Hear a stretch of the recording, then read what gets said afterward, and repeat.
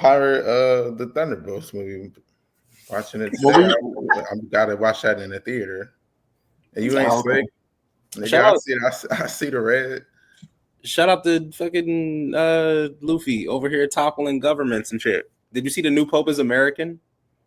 I did see that. There's no way that ends well. and he from Chirac. He is from Chicago. Yeah, he gonna be blasting Chief Keef in the pulpit. Nixon 4, man. You know? That's how I feel about that. Lakers in 5. Chicago isn't even in the playoffs. What the? Oh man, that's crazy. Listen, man, the Bulls are blessed now. Nah, because there was a Villanova post. And what the fuck is he talking about? That's a fact. He graduated 77. You're right. Okay. See, and you the one who wanted to record. I apologize. We over here talking about it's a sport. This is sports shit. Welcome to another episode of Dots and Lines, everybody, where the Weeaboos meet the Wednesday Warriors. I'm here to talk about some of the most important things that happened in comic books, movies, and anime in the past week with two of my best friends. So introduce yourselves, guys. It's your boy, me, Connell, your friendly neighborhood Renaissance man. I do all the things with all the stuff. And yeah. Okay, good shit. Mr. Sniffles, I would like to hereby disclaim Weeboo. I don't like Weeboo. We're gonna be, as of last episode, it's gonna be hard A. Hard A as an anime and manga as just an manga reader. Yes. That is for the hard A's meet Okay. the Wednesday Warriors. So felt very Frieza. This is hard A. It makes so much sense after last episode. Oh god. Hard Don't A. be a 1G. Listen. I'm gonna get a shirt made that they don't understand the bars in that. They really don't. Yeah. That would get us canceled. But anyway. 100%. There's some really good books that came out this week that I was so excited for. Once again, the Absolute line in DC, murdering shit. I mean, let's start off with Green Lantern, Absolute Green Lantern #2. God damn. Yeah. I mean, Desmond, you had the pleasure of reading issue 1. I did. Give us a quick intro, what you feel about that issue, and then me and Phil, I really want his opinion about how he feels about this issue #2. All right, so Hal having Miles Morales, the spoiler, but they call it a black hand. Is that what it was called? I know Phil is geeked right now. If y'all don't know, Phil is an avid Green Lantern fan. Yeah. Avid. That's what it was called, right? Black hand. Yeah, black hand. So at one point, I was going to get the Green Lantern oath tattooed on my ribcage, and I realized how much ribcage tattoos hurt. So, it's a lot of words too. Anyway, Hal has the black hand. We got Mullen as the Green Lantern. She shows up at the end of issue 1, just checking up on Hal, and I think there was something pop out of the sky. And I believe it was a literal Green Lantern. Yeah, the OG one. He said his name, but it was some shit I can't pronounce. So Abin Sur. Yeah, that the OG. And that's pretty much what I got out of the first issue. So Phil, how'd you feel about issue #2, man? Boy, howdy. I am motherfucking hype. I am hype. Big Green Lantern fan. Green Lantern was the first DC hero that I was like, nah, this is the guy right here. Normally it's Batman or Superman for people, but I was like, nah, this motherfucker, that guy. He can just make shit from his willpower and mind. So the Green Lantern mythos is one of my favorite and most fleshed out mythos, aside from like the Flash family. That's essentially like not a side character, but a side character. Because really it's just the big three, which is Batman, Superman, and Wonder Woman. And everybody else gets kind of like team up books or regulated to like side missions and shit. But as far as the mythos goes, it's very deep, very rich. And I like what they're doing with the concept of the emotional spectrum and the way that they're kind of toying with it and playing around with it. And it is a subversion of the original mythos with Abin Sur coming to the planet all beat up and shit. And then he gifts Hal Jordan the ring because he's like, yo, you got the power. So in this one, making Hal the literal antithesis of the Green Lantern Corps, which is the Black Hand, which represents the Death Corps, essentially. So having him have that power and then having it talk to him, like whisper madness in his mind, and he's like, this thing is older than anything and it should be dead, but it's not dead. Spoilers. If you haven't read the book, go read the book. Go to your local comic shop, support your local comic shop. But yeah, it's fire, it's amazing. And then the thing that they did with the ring at the end, which obviously has great significance into it, clearly, and them offing the other Green Lanterns, just like, I really want to talk about that. Guy got color. Spoilers again. Spoilers. If you don't want to know what happens in the book, pause, go read it, come back. Guy gets clapped. Yes. Like only fan models flown out to Dubai. He gets clapped. That's a fact. It's crazy how it happened and why it happened. And then, like, we were talking before about how comic panels have a language to them. Yeah. There's one panel, you know what I'm talking about, where dude got his hand cut off? Yes. Where the literal panel cut his hand off. Yeah. Like, just, these artists be showing off in these comic shit. Yeah. This as a medium, and reading this now, I'm starting to realize. When you said the Black Hand over the Green Lantern part was talking to him with for Hal. Was that like in the beginning of the issue where he's like, fear, no fear, or something like that? Well, no. So the thing, when he was in the desert with the cop, right? Yeah. So that was the Black Hand. This is primordial. It's giving Necro Sword. In all honesty, it's giving no. Okay. He doesn't know what that is. Nah, it's a symbiote. The original one, the king, the original. Yeah, it's giving chill. Yeah, but it's all in all, I would say I like where the story is headed, and it's absolutely cooking, and it's changing the mythos to a degree where, like, he came to Earth and now he's just judging people, and he's like, "Are you righteous or not? Are you with the shits or not? Because if not, I'm gonna blow your face off." But Justin, no, listen, I agree with everything you said.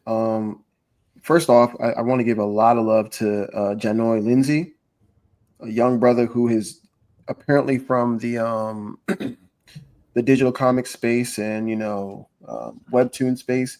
He brings all that energy in here. The way that he utilizes the panels, I'm going to piggyback off what you said. It's so easy to follow what's going on, and there's a way that he sequences things that shocks you, even though it's a static image. Nothing but love. He's incredible talent. I can't wait to see what else he does. And from what I understand, he colors his book too, which is talent and a lot of time. And God bless him. Yeah. I'm pretty sure. Yep, art, color, and cover. God bless this dude. Al Ewing. That's how you be a Renaissance man. That's how you do all the things and all the stuff. All the things with all the stuff. For sure. Listen, Al Ewing. Y'all remember when I went on that rant about all new Venom and how I stopped reading the book, not doing it. Right. Yeah. The fact that he could write these two issues within 30 days away from each other. I don't know what the fuck they got going on at Marvel, but they need to fix some shit because he clearly is on all cylinders. I mean, funny enough, I seen Marvel try to promote the next issue of the Venom and the Mary Jane thing. So good for them. I hope they enjoy the book. Yeah, hopefully people will get that if they want to. I hope they don't, because they need to stop it. Do what they want. I'm fine. So, but back to the book I really love. Listen, Al Ewing said that this is going to be like a first contact, like horror kind of book, and he's really good at lulling us down because the first 4 pages, it's just Joe talking to Hal. So it's like, oh, it's going to be a talkie issue, and then page 7, fucking Guy Gardner's getting his shit rocked. And then after that, Abin Sur is literally just chopping people's hands off. And then Hal Jordan goes crazy and then points a gun at the mega alien that looks like Majin Buu. And it just all goes bad from there. And you see Hal Jordan getting increasingly depressed and psycho. And it's unnerving to read, but it's chef's kiss for making me feel so uncomfortable reading some pages. Mm-hmm. Phenomenal. Yeah, man. Something else I like that is doing too. It didn't frame Abin Sur as like the bad guy. He was just there to judge people because I think he's trying to, or at least he was trying to find a vessel for the power, is what it looks like. Yeah. So he was trying to find somebody for that, and then the cops pulled their guns on him because they didn't understand. And can we say something real quick? Yeah. I love this trope. I do love the trope. But unfortunately, it's too real. A cop pulling out a gun on someone where there's clear a situation where you should keep your gun in your goddamn holster. Mm-hmm. Shut the fuck! Like, stop. What Yeah. are we doing? Yeah. Like, and by the way, it's realistic, so I'm not faulting Al Ewing for this. It's just like, god damn. Even in the book, they said Joe Moen was like, "Yo, you've seen these movies before, right? Like, put the gun down. And What are we doing?" It's a fucking 9 foot tall, 4-armed alien. Like, what you think a bullet is going to do? Like, what's the first thing you go to is like pistol? No words, no conversation, just pistol. But I like how they shot the gun and then it ended up just like ricocheting and killing someone else. Like, yeah. Yep. You did. He hit her with the fucking guillotine. He was like, no, he hit her with fucking what's that shit Sukin to be doing? The slash. Yeah, he hit her with just The malevolent. Yeah, malevolent kitchen. Malevolent shrine kitchen. Yeah. 10 out of 10. Recommend. I love this book. 10s across the board. Phil, lead the way on the second book you wanted to talk about. Wolverine. Good goddamn. First off, one of the best character designs I've seen of Wolverine since Age of Apocalypse. Dog, the mask, the face mask, the top mask is shit hard. Why is Wolfman behind this man? Nah, Ooh. so that's Go ahead. spoilers. Again, spoilers. If you haven't read the book, pause this, go read the book. The fact that they frame this as like, so one, this is so fucking good. This book does or at least this universe does a great job of, again, subverting the things that we expect. The typical trope is that Wolverine is Wolverine's the good guy. Yes, he's been brainwashed and he will come back at some point, but he is typically the good guy. And Sabertooth is the bad guy because Sabertooth is a fucking psychopath. However, in this one, Sabertooth is the good guy. He's like fostering mutant children. He's like trying to help them out of like, all right, we got to get y'all out because it's real bad out here. And then they do like this loving flashback between the two of them, which they always have that like brotherly bond, and then it parts, this is where the situation has parted. But they're showing Sabertooth in a light of being like, yo, I'm your man's. I'm not going to let you fall to the dark side, but if I have to kill you, I will. I don't want to. It should never come to that. But it's come to that. It's come to that. We there. Definitely come to that. Yeah. So it's like, it's just seeing that. And even like him making that promise to Wolverine, because Wolverine was like, if I ever fall to the dark side, like off me, essentially. And Sabertooth was like, I don't want to do that. But then it came to it, and Sabertooth was like, all right, listen, you came to me. You left me no choice. So now I got to put hands on you type shit. Sabertooth ain't no hoe. He's with the shits now. Not at all. And also the book does, outside of the Wolverine Sabertooth of it, their relationship, because it plays on our expectation of Sabertooth being the bad guy and Wolverine being the good guy, and their roles are flipped now. Yeah, that's a good role for the Ultimates line in Marvel for the comics. And yeah, shout out to Sabertooth. Yeah, and it does a good job of setting up the overall world and giving us more world and more backstory where how things are as down bad as they are. Because this is a side story. This isn't even part of the main story. But it probably will be part of the main story at some point.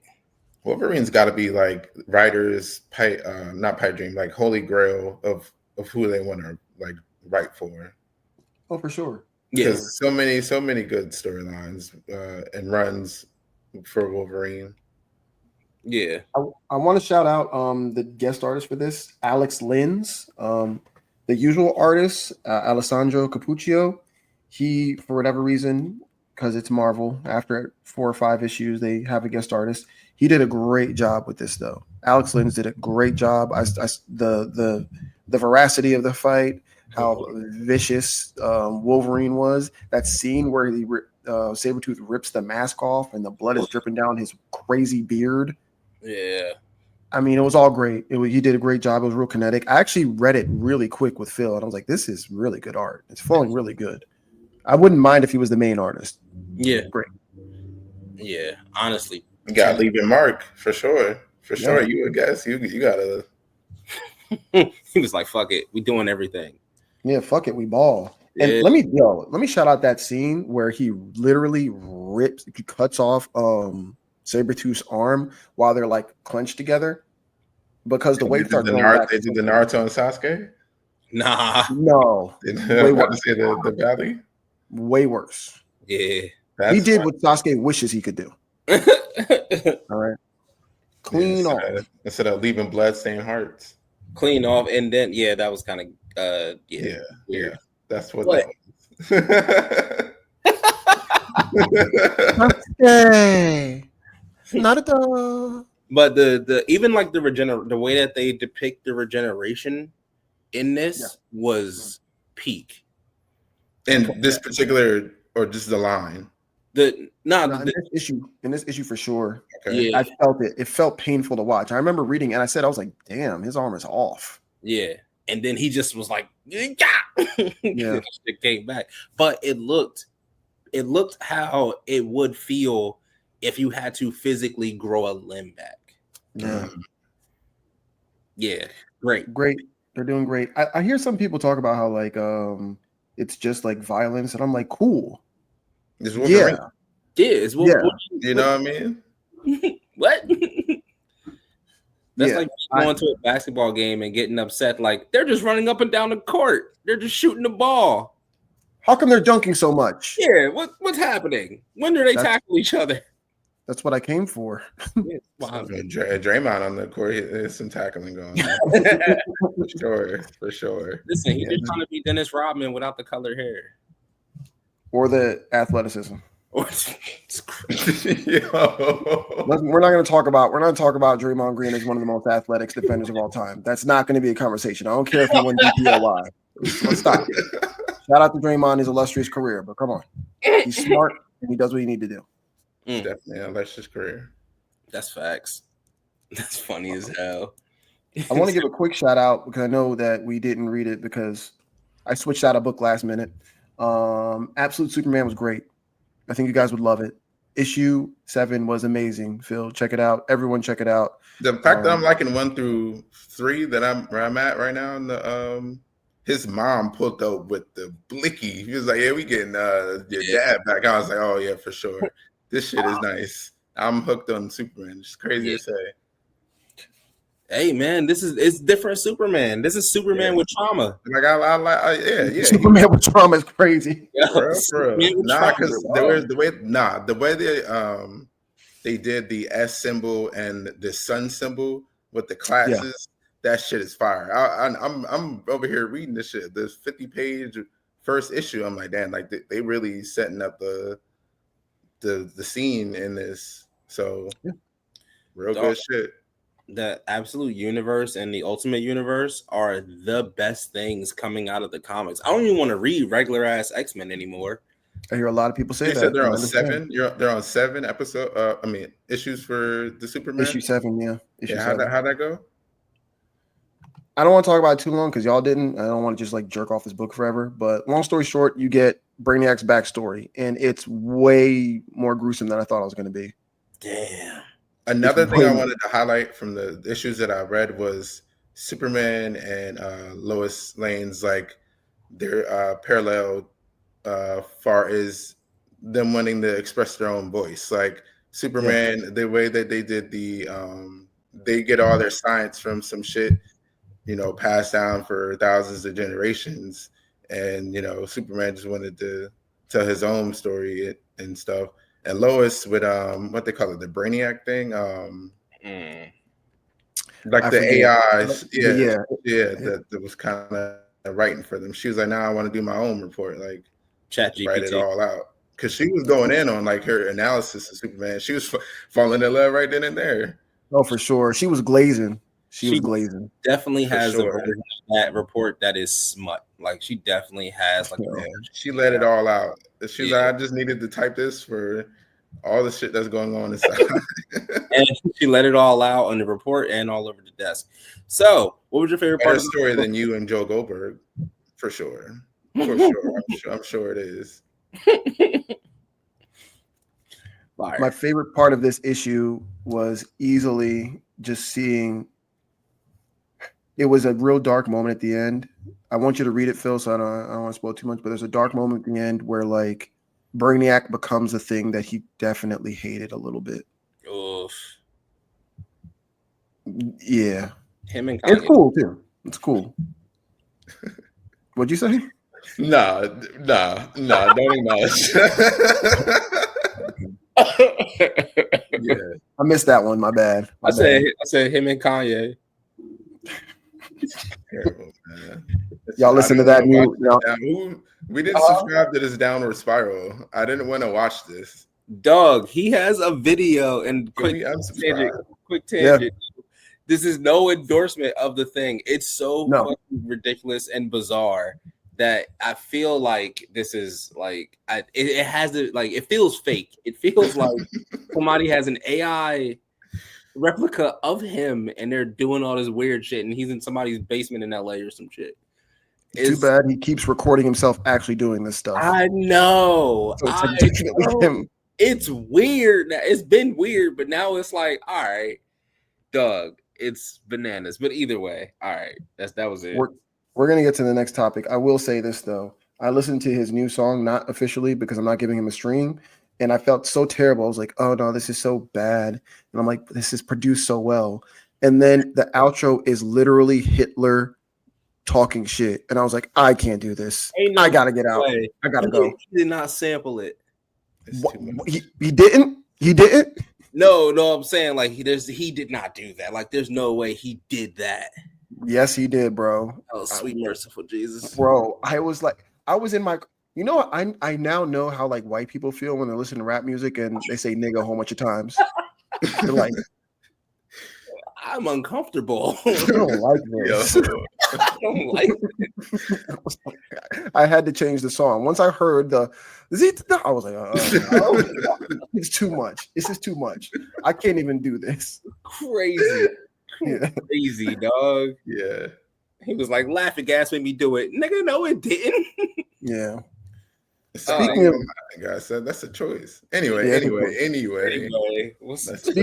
Speaking of Nazi sympathizers, let's talk about some Japanese anime. Jesus Christ. That Jesus. Very dangerous. Jesus. Very dangerous. Just got a new pope. Why are we here? They were part of the Axis of Evil. It is what it is. Which anime are we going into? This is crazy. G-Quux once again. Yo, Shorty was ready. She was ready. She looked ready. Nan said, you know what? I saw you catch your body, Suji, last episode, and I'm gonna catch your body this episode. Like, I don't know what the Kira is, which is cleverly the title of this episode. Nan doesn't know what the Kira is. And yeah, she experiences it. She's like, I feel empowered, bitch. This is women. This is feminism. she went the fuck off. Crazy. It was amazing, man. All right, for Phil, because he's not currently watching this. He's just not caught up. Yeah, I'm not caught up. I'm going no pressure. Up, I promise. No pressure. I don't want to ever like overglaze this, so you feel like that's how I felt when you talked about the last episode. I had to run 3 and 4 back. Fuck that. I need you to overglaze it. All right, double hand. Ready. I need all of that. I got the Glock 3000 for you. Listen, you love you some Gundam. I really do. I'm a Gundam boy. I'm thinking about flying out for May for Gen Con. I'm going to wake up 6 o'clock in the morning so I can watch the Gundam card game info. I'm a psycho. Dream Con? Gen Con. It's a gaming con. Tabletop. Shout out to Dream Con too, though. Dream Con. Oh shit, that is in May. Yeah. Yeah, shit, that's crazy. Look out for a game called Trench Crusade. Okay. No, it's game. It's grimdark and it's tabletop. Oh, Guys, nice. I'm sorry. We have to get back to we have to Hit me reel with it back hit me in. with it. We got to reel back in. All right. This episode, like Desmond said, really cool. Nyan, who's been the secondary character essentially, she doesn't understand what a kita kita is. Kita kita is when you basically enter a flow state while if you're a new type. I explained the new type thing before. Humans that are born with an extrasensory perception of like space, depth, and what's going on around them. If you get in a really good, like getting into the zone, while you're a new type, you enter the kita kita where you can experience more of that, like a heightened sense of awareness, knowing what's around you, telepathically speaking with other new types, shit like that. We had no idea she had these powers before. So, because she never got in the Gundam. Yeah. Shuji pulls up at the end, but Machu, who's the main character, she gets hemmed up and she can't go for the clan battle. I felt uncomfortable. Me too. I felt uncomfortable. I was like, why are you still locked up in that locker with that little girl? She's With literally that in middle school. Literally in middle school. You got to be at least 18, at least. Yeah, at the very least legally, but he was way Skin older. weird. Skin weird. Yeah, the guy who lost the Gundam, because in the first episode, the Gundam that she pilots, she jumped in his Gundam, and started using it and stole it ever since. He knows it's her. He traps her and tries to prove it's her by having the battle go on without her in it. Nyan goes into the Gundam. Yeah, that's how she gets in the Gundam. So I'm thinking, I thought she was. Let me know if I'm tripping, Desmond. I thought she was just gonna stay around and watch Shuji do all the work. Right. But nah, she gets to work. She finds out she's a new type. I don't think she even realizes she's a new type and starts catching bodies. That's what I'm saying. She caught that feminism and she was like, oh, this is this is what y'all been talking about. I could do this the whole time. And and Desmond's being funny, but it's the truth. Like she kind of essentially I thought it was a cool metaphor for finding your womanhood and being comfortable in yourself. And she's showing what she's good at. And she's good at piloting a Gundam. I say that too because the person in the episode, the witch Gundam, she was a female young children soldier who just came up, catching all these bodies in the name of their, their cause, and she was the one who wanted to take it there to begin with. Yeah. So. I also want to talk about the undertone of like this is just the layers of the show. Clearly, Machu has a crush on Shuji, and because Nyan is just more confident in herself around Shuji, she's getting more attention from Shuji than Machu is, and Machu clearly gets jealous about that. And then they make that metaphor more evident by her getting into the Gundam and effortlessly, using it while partnering up with Shuji, and Shuji being kind of happy about that and comfortable. It's really cool. It's a great coming of age story, and one of the biggest anime directors who directed Fully Cooley is also working on this. So I see the parallels of young adulthood and adolescence. You gotta check that back to back of the Fully Cooley and the G-Quex. That video needs to be studied. That shit is I called it. It is, yeah. I called it. That's all. Yeah. It tastes like Fully Cooley. I didn't argue that. I argued the Don. Yeah. Which Don is Fully Cooley but shonen. This is Fully Cooley. Talk about that another day. Hey, I listen. I just want to say, love G-Quex. I love this episode. I can't wait to see where this goes. And yeah, but this shit feels like teenage fever. Speaking of middle school girls getting a little bit over their head about some boy that we talking about, my hero Vigilante. It's my girl Pop Step out here been saved by this man. He don't even know. He said, I saved a little boy with pink hair. No, nigga, you didn't. You saved me and I love you. So shout out to Pop Step, the first half of that episode. And then we got Volume 2, my boy Standall. If you don't know who that is, yes, you do. If you watch My Hero, yes, you do. Then you do. So they getting into the shits. And yeah, shout out my Vigilantes. It's keeping up with the pace of the other animes of the season for sure. Now, I got to be honest, I didn't watch this episode. I'm only one episode behind. That was the episode that came out this week. I just forgot. There's no reason. I love this show so far. Phil said something interesting before about how, like, if he watched this first, he might not like My Hero. And wow. I kind of get that. Yeah, that makes sense. Yeah. I really like what they've done with the show. I like how there's clearly going nice. Like, if you got invested in the Deku, you would definitely get invested with Koichi. But I think the thing is, if this had come out first, it would not have gained the traction of My Hero. It would have come and gone. No. Yeah, for sure. I don't think it would have, because even like Vigilante isn't doing numbers. It's doing well, but it's not doing numbers. It's like I just said though, but the competition is very high of this season that they chose to do this right now. Yeah. So imagine if I don't really care about the numbers part about that. The story that they're saying though, they are leaving. I've been reading on Shonen. It's on Shonen. With the weekly episodes, so whatever it is that I just watched, it's usually about 2 chapters now, because the first maybe 3 or 4, the first 1 through like 3 or 4, it's like 50 some pages. So it was trying to establish, but yeah, it's doing what it needs to do. I feel like the numbers thing is kind of not fair. No, I get what you're saying too, Desmond. But what is it, episode 5 or 6? Where were they at in My Hero with that? Did we even see Shigaraki in 6 episodes? No, but they were I know they were at least at the part where Deku was at the beach and he moved all the trash. Yeah, I almost cried. I almost cried. I'm not gonna lie. I did. Yeah, that shit touched me. Yeah, I think I guess my thing with it is like, it's a plucky story. It's great. But like My Hero had My Hero's a come up story. My Hero is rocky. This like Vigilante is like, what's the movie I can compare it to? I would say Vigilante is like, well, Creed was a good story, so I can't say that. Exactly.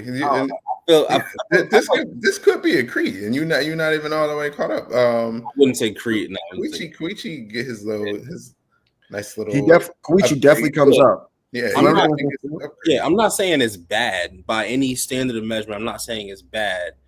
I'm saying that if this had come out first and My Hero was a sequel to it, I probably would not have watched My Hero.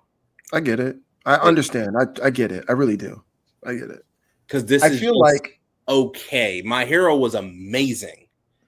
This is we're not gonna let you, because you still hate on the ending. We're not about to let you as a My Hero switch up. The ending can still be the ending can still be bad, but everything before that was amazing. Yeah, you can I can disagree with you about how we feel about the ending, but I totally agree with what you're saying. I get what you're saying. It hit so hard and so emotionally well, so quickly for My Hero, that this is a very different vibe, and the highs of this so far are not the same as the highs of My Hero earlier on, and that's okay. Stories have their different type of pacing, and I'm okay with that, and I understand why you'd say that. This is definitely a different vibe, and on top of that, the character is not as endearing, even though I like Koichi. Right. Like, I felt like I literally almost cried, like, basically 5 episodes in. I don't have any emotional attachment like that at all to any character in the show. And that's okay, because the interactions with each other and the danger and his character development is enough to lead me to want to watch more episodes. So that's why I want to watch it and still finish it. But yeah. But I think we're also like, it's tough, because My Hero is, no matter how you feel about the ending, it's going to go down as one of the most legendary shonen of all time. To be under that, because that's what this is connected to that world, it's automatically being compared to one of the greatest shonen of all time. That's tough. We can't get that out of our heads. That's tough. That's real tough. Rescue Party Next Door. Yeah. That's tough. Yeah. Well, you know what else is tough? Do Hit me you with it. know what else is tough, my nigga? Do you know the Muffin Man? Exactly. Exactly. Do you know the Muffin Man, Shrek out here fairy telling, nigga? The motherfucking Night King, King Arthur. Yeah, getting Peak. his shit Period. off. That's it. That's it. That's Peak. it. That's all you got. That's all you got to say. Visually, you can see. Nigga, we out here to slay a motherfucking dragon. I've been waiting for your ass for a while. Ever since I got hysterical strength, and since Benny and Waka Flocka Flame out here done basically killed me and Shinra until we had to go so hard that we just never. We just always on go. Yeah. It's always death. They're burning bright. They're burning bright. Ironically Man. enough, swords that size are called Dragon Slayer swords. I didn't know that. Sword Yeah, typically, that's like Guts, fucking Cloud, they're typically called Dragon Slayers because they're I never knew two-handed that. broadswords. and the Okay. plasma cape and just all of it, man. Just everyone cheering him on, like, oh, this guy perfectly fits his delusion power for that's crazy. And this guy, I'm sorry, not guy, because you know, men and humans equal dust. But Okay, I like Dragon, what you did there. yes, Dragon, he just delivered, man. This is why I said Fire Force is like might have this season because like I did watch the One Piece episode with the Excluding One Piece, yes, Fire Force. I believe right now Fire Force has it because nothing else has popped off. we're on 5 episodes. This is wild. But we're on 5 episodes in the last part of the show. Correct. No, So, this is true. This is true. Yeah. Shout out my boy Obi who did not become an Inferno. Justin, what you got to say about that episode? Yeah. I know I had to go off because Arthur's my boy. I appreciate y'all let me express that. You know. He literally flexed so hard that it couldn't get through his flesh. That was crazy. And he's doesn't have any pyrokinetics. He's just like that. He's just a strong ass nigga.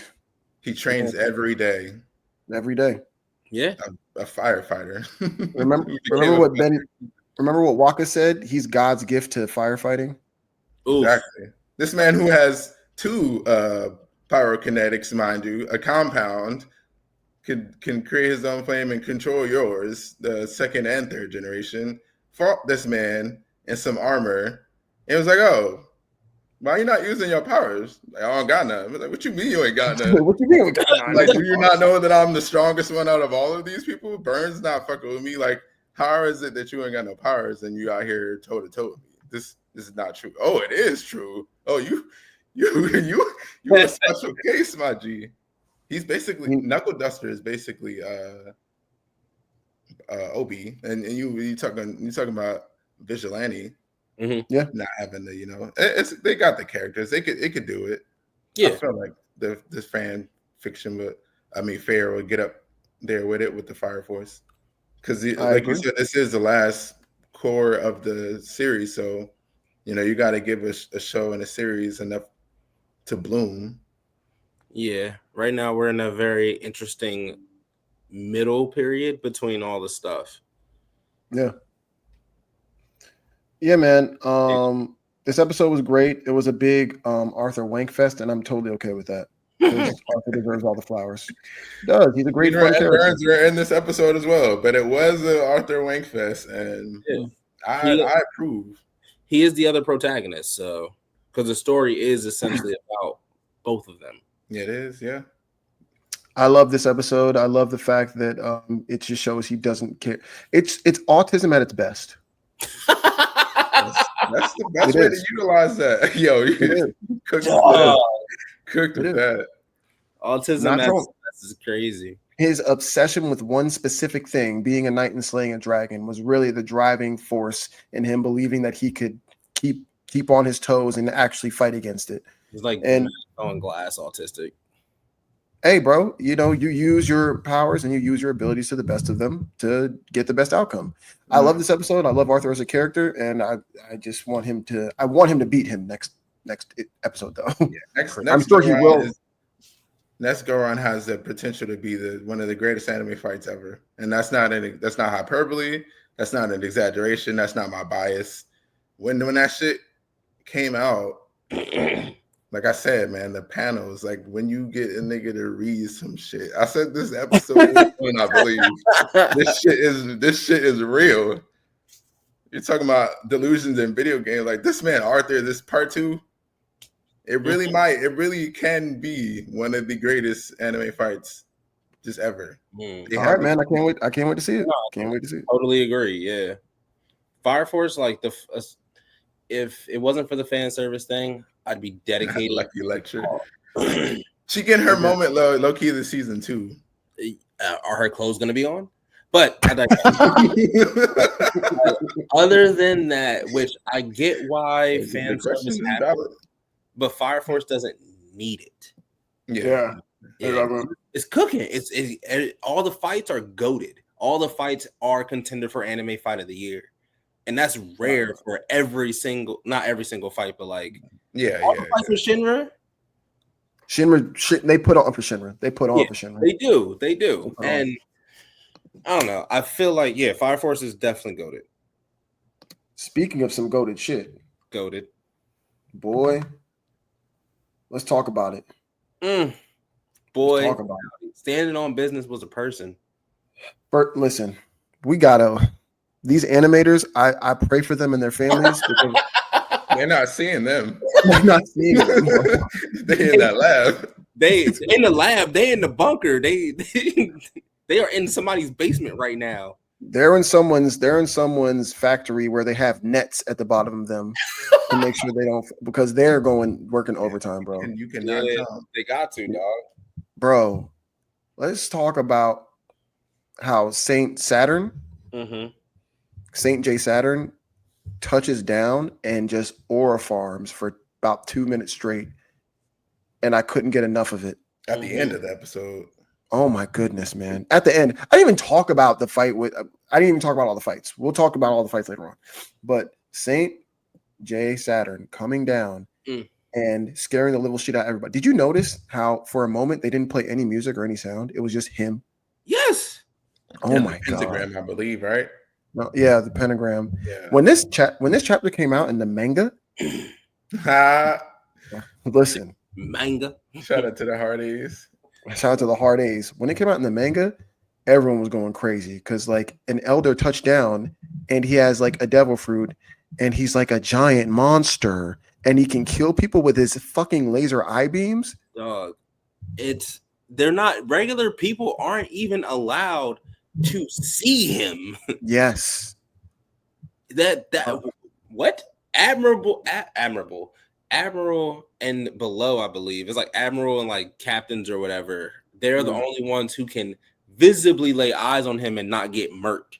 Anybody, any cannon fodder, that's what essentially basic Marines are, is cannon fodder. You're dust. You're gone. You're dust. Insect. Finito. It's about to turn up. Sanji using his hockey. This whole episode was animated beautifully. Sanji just using his hockey to find Bonnie. Awesome, dope.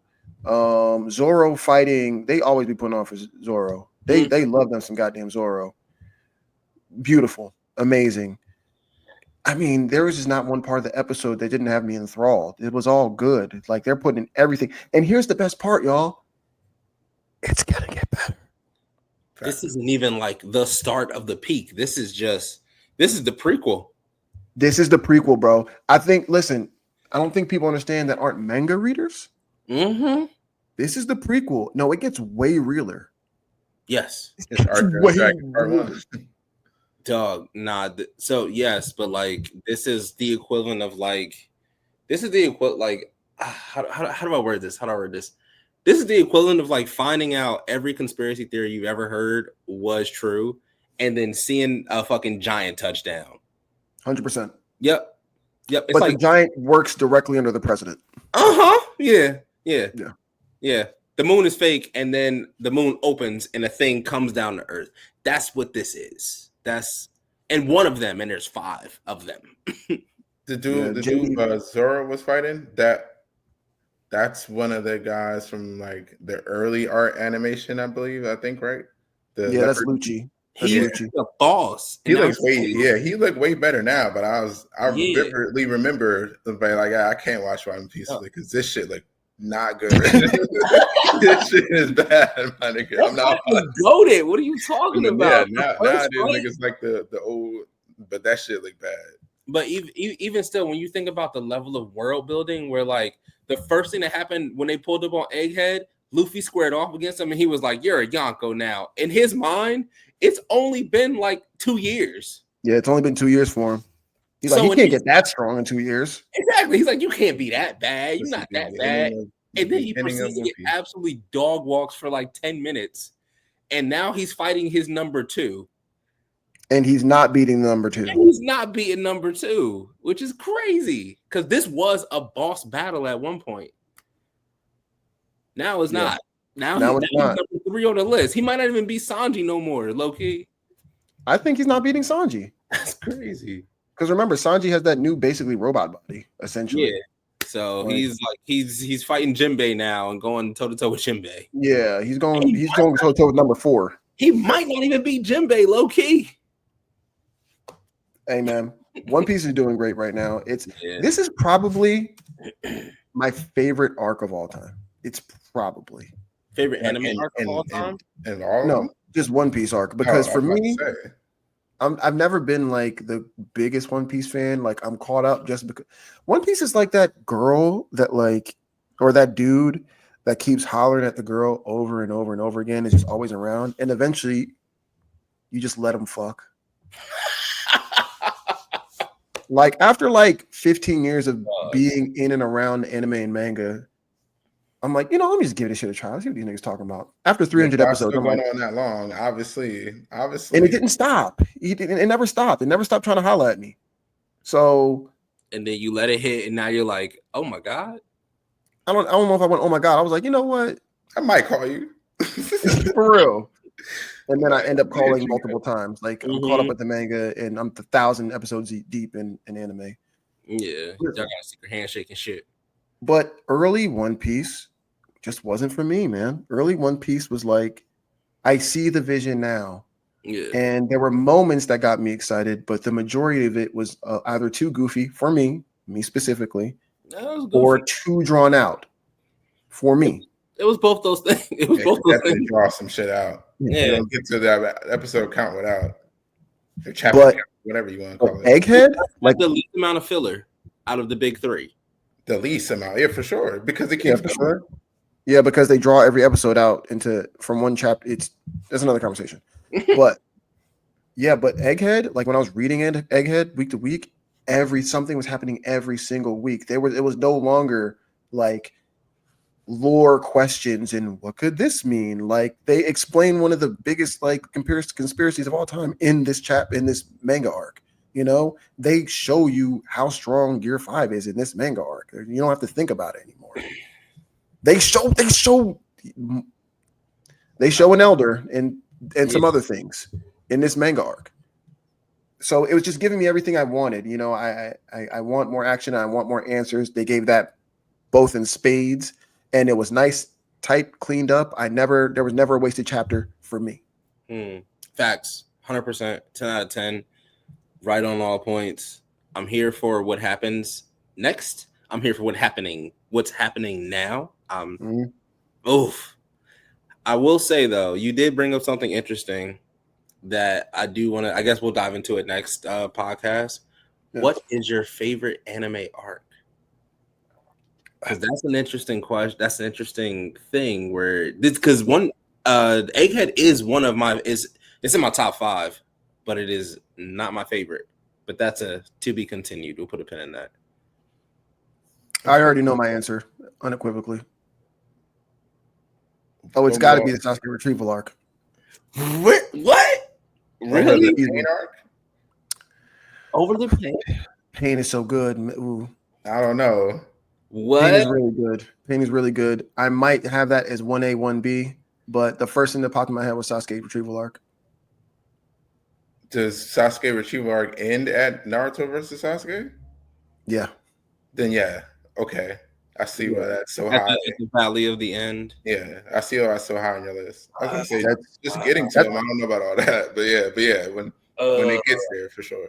We're gonna I don't want to glaze this forever, but I just want to explain this real quick. 1 minute.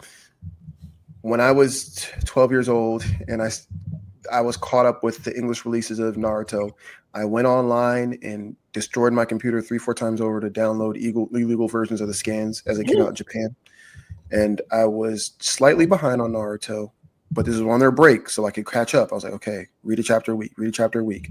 I read like 5 in a day. Real shit. And I'll never forget this moment in the attic of my mom's house. It was Naruto versus Sasuke. They were fighting, and there's this underview, because they can walk on water with chakra, where Naruto and Sasuke are running towards each other, Chidori and Rasengan respectively. And the page turn is them clashing, and you see under them from the view of the water. I audibly gasped and said, "Oh!" And it was just a page. And that's the first memory I have of having a visceral reaction to reading something. And Wow. I was tied in forever. Even Never, before comics. That's fair. even before comics. I didn't start reading comics till like 7 years later. That's fair. Like steadily. Shout out to the hard A's out there, man. We keeping that. Well, because I mean, you could be a weeboo if you want to, but real niggas, see, the real niggas, they hard A's. They hard A's. Don't be an ER. Don't be an ER. Yeah, be a hard A. Don't be an ER. I'm gonna make a T-shirt that says "Don't be an ER, be a hard A." I'm dead ass. I'm gonna make this. All right. Went from a heartwarming story about literature to racial slurs. This is what we do here at Dots and Lines. Absolute cinema. Speaking of hard A's, this cinema. Yeah. No. It's absolute cinema. And the Avengers, the new Avengers, that's a hard A too. Okay, so I'm glad that we finally are getting to do this. So we all watched ThunderBolts. We did. Phil, how'd you feel about the movie? Because I felt like you had some stuff that you wanted to get off your chest. Cap me at 2 minutes, please. Okay. When I hit 2 minutes. All right, I'm gonna speed run this shit. First off, the whole thing with the Sentry, they should have just kept the original storyline with the Sentry, where like, yeah, he's a junkie and he broke into this thing and he's doing all this other stuff and his powers got speed ran. They didn't spend enough time with him as a character and showing his actual mental turmoil, not just like, oh, he's just a guy. He's your everyman. He's just around. It's Bob. Everybody loves Bob. No, bitch, Bob's a crazy person. Show Bob being fucking crazy. Actually crazy. The whole thing, there was no real consequences to the thing, but it is a fun... Not for Taskmaster. Yeah. Spoilers. There are consequences for that. Yeah, spoilers. Pause this. Watch the movie. Come back. Why did they pop her in the first 10 minutes? Like, why she get popped like that? Yeah. Because niggas ain't like her, bro. Yeah, but why even include her? Why have her in the promotional shit? Just take her out. Niggas ain't like her, bro. I feel like what they were trying to do was they were like, Suicide Squad did the thing, so we're gonna try and do the thing that Suicide Squad did, which it did. It gave us a fun, plucky story with rejects, essentially, and we're gonna make them a team.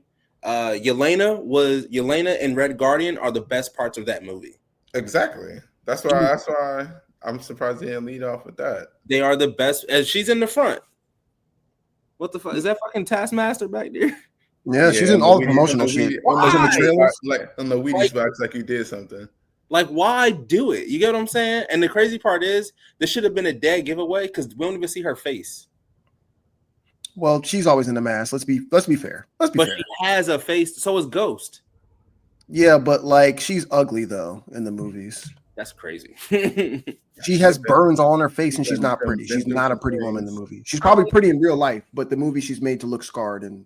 Yeah, but either way, like the long and short of it is like Yelena and Red Guardian are my favorite parts of that movie. And honestly, it's a great movie. It's a great fun ride. I just wish we got more time with Sentry and more time with them becoming a team and not just like small snapshots of it. Okay. Desmond, fire off. I definitely don't see it that way because I saw the team building and Bob, looking or acting crazy, but like doing his best to have that one like over it, like how he overcomes it at the end of the movie. Her pulling him off of the Sentry part in their little sad dimensions there, and the team building of going up the elevator and her talking about the story of the Thunderbolts, the name of the soccer team that didn't win any games. Like you see the elements in there. So I was like, far as you wanting to spend more time with Sentry, it's not like he's going nowhere. He's in the post-credit scene, so like he'll be in some shit, and they can definitely expand on the powers and stuff a little bit more. But it did what it was supposed to do, and I felt all the beats in the movie like it's supposed to. The little girl almost getting hit by the debris. I believe it was Red Guardian who came in for and that's the first person to get avoided in the little shadow. He's like, "Oh no, what a little girl!" Yeah, that was tough. Yeah. It then and the setup that last post credit scene. Hey, let's get to that at the end because I really want to actually talk about that for real. Yeah. You watched the last post credit scene, right, Phil? Mm-hmm. All right. Oh, you got some thoughts about that? Okay. But your thoughts though? Yeah, I'm trying to hear Justin's thoughts on this. Man, I mean, listen, I genuinely love this movie. I thought it was way better than I thought it was going to be. I'm not very hard on MCU movies. It's like I'm there to have a good time. But Yelena first I want to talk about Sentry. She is the good time of the movie. Sentry was really cool. I see what you said. I think that comes from us just being real comic book fans, bro. Like really, really wanting to see what we supported for a while. I could see that too. He did that boy. I get what you're saying, but I also feel like if they went too deep into his powers, it would feel even more impossible to beat him than it was. He was the gorilla of the versus the 100 men. 100%. He beat their ass. Yeah, but that's the point of he's Marvel's Superman. But sorry, continue.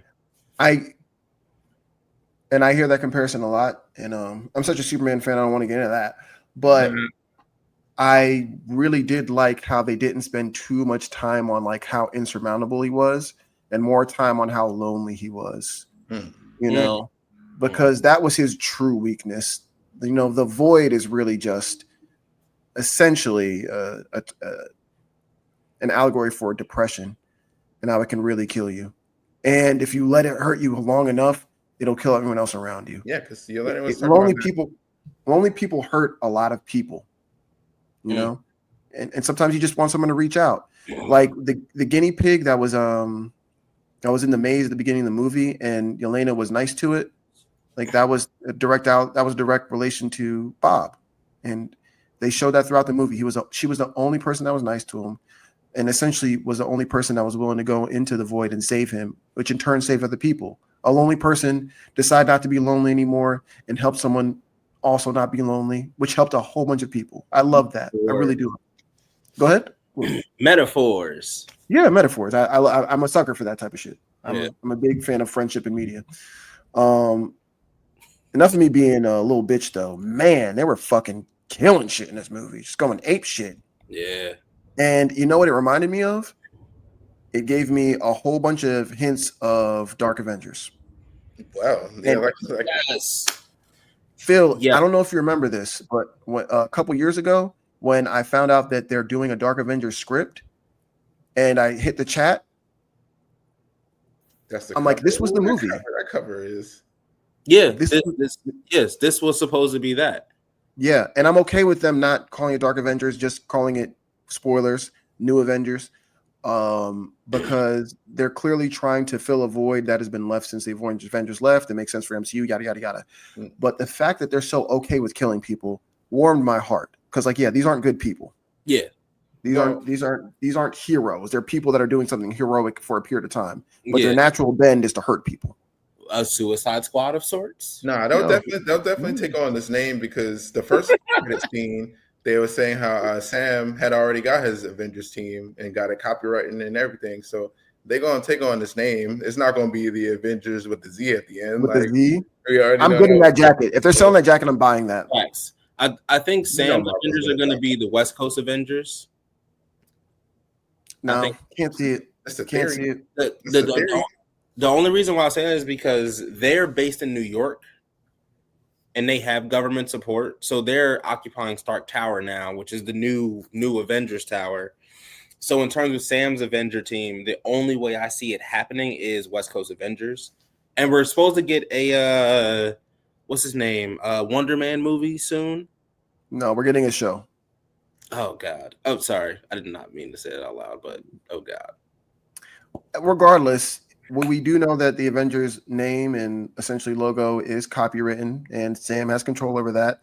I expect through these next year or two before the conclusion of this saga that we see him really bring the Avengers together and really show out, do some things to show that he's the real leader of the Avengers, and the Avengers proper will come to fruition.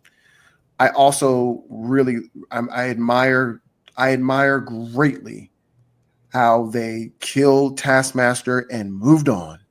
That shit was crazy. I was like, oh, it was a shock to my system because I was like, oh shit, okay, well, yeah, that makes sense.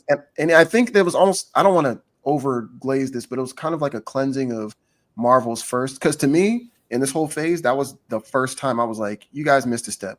The ending of the Black Widow movie really just rubbed me the wrong way. Because the movie wasn't supposed to exist. They tried to kill it, and then Scarlett Johansson sued them. Well, that's a whole nother conversation. I think it's a little bit deeper than that. But yes, I do not like how they ended the movie. I was watching it with my wife, and I realized what they were doing, the twist about the little girl not being the little girl. I was like, no, tell me I'm wrong. And I wasn't wrong. Yeah. Since then, things just haven't been right with the MCU. Yeah. And it was kind of cool to see them killing that character off. Yeah, I would agree with that. This movie gave me early MCU vibes. It gave me Iron Man 1 vibes. It's fun. I was going to say plucky again, but like it's fun. It's got a bunch of shit going on. Super, super big stakes, but also not big stakes at the same time. There's a threat. The entire city is a pretty big stake. It's a pretty big stake. Yeah, but like it was wrapped up neatly. It was. It was wrapped up very neatly. And there were times where it did feel a bit cartoonish, like with the fucking incinerator room that has a countdown timer. I was okay with that. I like that. I like that a lot. It's silly. You mean to tell me this person who tried to destabilize an entire continent, tried to destabilize Wakanda, and had all these had all these people and places to do these things. Mm-hmm. She has an incinerator room set up. Yep. And has a timer for it in the room that counts down to what's about to happen. It's a comic book movie, baby. It's silly. It's silly. It's okay. It's a comic movie, but it is silly though. And I do want to say, I see your problems with Sentry, but I really like how at the end of the movie he explained, the more I do positive, the more I will do negative as the Void. That is part of his original power set. That's how you tame him and not have him be the answer for everything. Yeah. I don't know. I like this movie a lot. The big old nerd in me just, I can't say enough good things about the movie. Yeah. They spoiled the Fantastic Four ending with that thing though. They definitely lost. For sure. Like, it's 100% confirmed now. I said that was gonna happen. Yeah. You did. Hey, I'm giving you flowers. I didn't argue with you. I was like, oh, okay. It'd be cool though. I'm excited to see how we get from point A to point B. Even though we know that they lose, and we still don't know, they might win. I doubt it, but it'll be interesting to see how we get from point A to point B. For anyone who may be confused or didn't watch the end credit scene, we're talking about that ship comes from an interdimensional space, which they say in the movie, super magic, super science, whatever. That the ship that's coming in clearly has a Fantastic Four logo on it. So wherever they're escaping from, whatever Earth 7859 or whatever, they are now in the MCU. I do want to amend my prediction though. What I think happened is one of two things. I still think either Doom saved them, or they lost and they were thrown into the thing. And I think either Sue Storm gave up her life to protect them, like pushed them out with her force field and shit. And is Reed, Johnny, their child, Franklin, or Valeria, or both, on the ship? Or what happened is it's that same thing, but Reed gave up his life to save them. That's Dr. Doom on the ship, 100%. You think it's Dr. Doom? That's a fresh take. Why do you think it's Dr. Doom on the ship? Because they're not there. So wherever they are with the whole Silver Surfer and Galactic thing for that Earth, even if they go to a different Earth, they're not riding the ship back through interdimensional space. If Dr. Doom's whole thing is magic and technology, so he's the one who probably found they shit or caused whatever it is for them not to have that, and got his plan already. And it's like, all right, now I'm fast tracking to where we going because I got what I need. So you think it's Dr. That's immediate. That's immediately how I took that the scene. Okay. Especially how they were talking about Sam's Avenger team and how it's however many months after the Captain America movie or this movie, and now there's two different teams, and talking about the threat. It's got to be Doom on that shit. Okay, that would be a twist because everybody's expecting Fantastic Four. Look, this me calling my shot here. I'm saying me, Connell caught them losing, but that's Dr. Doom 100% on that. That's crazy. I would honestly love that ending. If it was Doom on the ship, dog, that'd be such. This July is gonna be packed. Yeah, no one was that coming. Man. And I think we get the Demon Slayer movie in July too. I think. No, it's later in the year. We don't get that. Japan does. Yeah, we get that in September. As much as we are going to be, as much as the studio is going to be paying Robert Downey Jr., I get it. Like, put him in everything. Fuck it. Might as well. Dog, do you know how much he got paid for like Avengers Infinity War and Endgame? How much? Apparently he got paid like 75 million or 150 million. I forget the number. I'm gonna look that up actually. Dog, that is enough money. He got a crazy amount. 150 million would change the life of my immediate family, my girlfriend, my son, and my family, my mom, my dad, my sister, Desmond's entire family, and your entire family, and all the homies' entire families. And spouses. And spouses. Yeah, sure. The whole families. Whole family, life different. Crazy. That's a crazy amount of money. Yeah. We're doing a suggestion. Shout out to him. Yeah. Yeah, let's get to these recommendations. I really want to recommend W episode. I gotta recommend Absolute Superman though. Okay. Number 7. It was so good. The art was great. I don't want to fuck up the artist's name. He's really good. He did a lot of the art for the Flash run. God bless you. Yeah. And it shows again the origins and machinations of a monster, because that's what absolute Brainiac is. He's a fucking monster. He's a terrible human. There is nothing redeeming about him. I'm so for it. Love that. What about you guys? I would say so. One of my homies, Tone, is rewatching Full Metal Alchemist Brotherhood, and that has prompted me to rewatch Brotherhood. It's still, if Brotherhood came out today, it would still be peak. It would still be animated year contender, which is crazy. It's still good and it still holds up. I can't ages wait for really well. Soul Eater to get remade after they wrap up Fire Force. It's definitely going to get remade after this. I want them to follow. Did you read the manga, Desmond? Nah. It's so much better than the show. Yeah. It's like it's night and day because they could Brotherhood Soul Eater. It literally is like Yeah. it's literally night and day. Like the way it ends is 100 times better than the way that it ends in the anime. Yeah, they'll get do it again after Fire Force because I guess that was the whole point of that. Well, no, Fire Force came second. Now that I know, but I don't want to, even though it's a known thing. I know what you mean. I know what you you mean. mean. Yeah, I got you. But my recommendation would be Ultraman. Netflix Ultraman. I was on Viz, and like I said, I've been watching Yaiba, Legendary Samurai, and I've been reading the chapters. I'm all caught up on what they have on Viz now, but I seen like a Ultraman volume and him in a collab with Spider-Man. I'm like, oh shit, like this would be perfect to read up on for like the pod, but just in general, just Spider-Man and wait, is it Japanese Spider-Man? That's a good question. From what I read, I'm not really too sure. Okay, they're two different people.